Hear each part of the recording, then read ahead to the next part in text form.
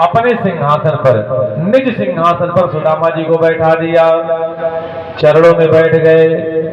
सारी सभा स्तब्ध। यही महाराज जी थे।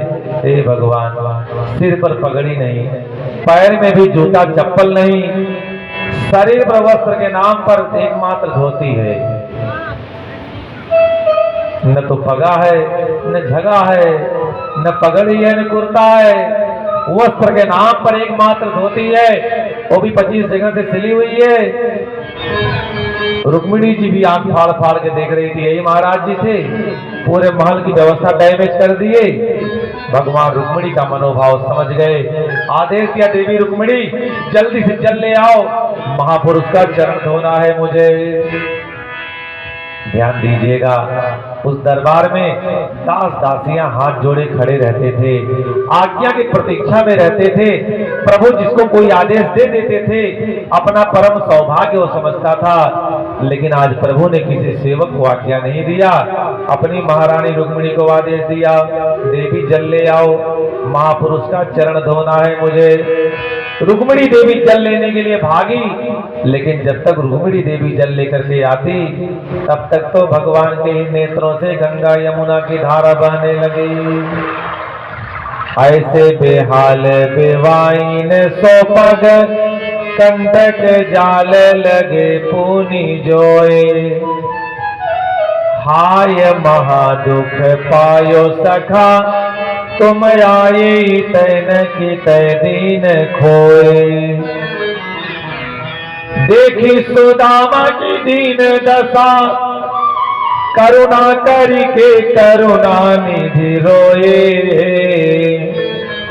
पानी परात को हाथ छुयो नहीं, नैनन के जल से पग धोए। पानी परात को हाथ छुयो नहीं, नैनन के जल से पग धोए। सुदामा जी के चरणों की दशा ऐसी प्रभु ने देखी, उनका हृदय करुणार्द्र हो गया। आप समझिए, इतना अश्रु प्रवाह हुआ कि सुदामा जी का चरण प्रक्षालित हो गया। भगवान ने देखा, हमारा सखा जब से हमारे बगल में बैठा है, लगातार सिर झुकाया है, एक बार भी नजरें ऊपर नहीं कर रहा है, बोल भी नहीं रहा है, संकोच में दबा हुआ है। भगवान ने सुदामा जी का हाथ पकड़ा, अपने कक्ष में लेकर के चले गए। कहा, मित्र सुदामा, चलो भोजन कर लिया जाए। सुदामा जी ठहरे, ब्राह्मण, अरे कन्हैया पहले स्नान होगा तब भोजन। कहा जाता है जल सूर ब्राह्मण और रण सूर क्षत्रिय। वो ब्राह्मण कौन है जो पानी से डरा है, स्नान करने से डरे, और क्षत्रिय कौन है जो रण में भाग जाए। सुदामा जी ने कहा, कन्हैया पहले स्नान होगा तब भोजन होगा। अच्छा, स्नान करने को तो कह दिए, लेकिन बड़े धर्म संकट में पड़ गए। गठरी कहाँ रखा है हम।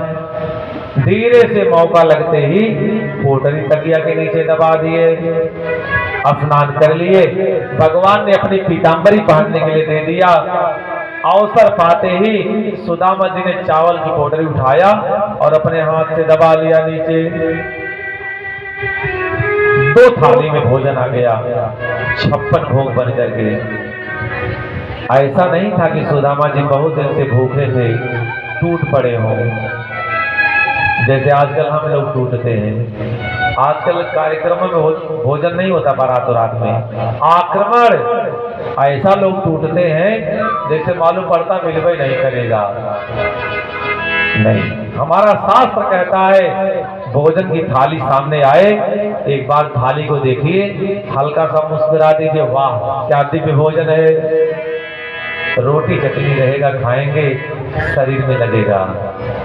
और बढ़िया थाली आ गई और भोजन की थाली देखते मन बिचका दिए, रोज भिंडी एक सब्जी, सत्यानाश। वैसे हमको भिंडी पसंद है, भिंडी बहुत खाते हैं हम, 2-3 सब्जी खावे करते हैं, भिंडी नेनुआ।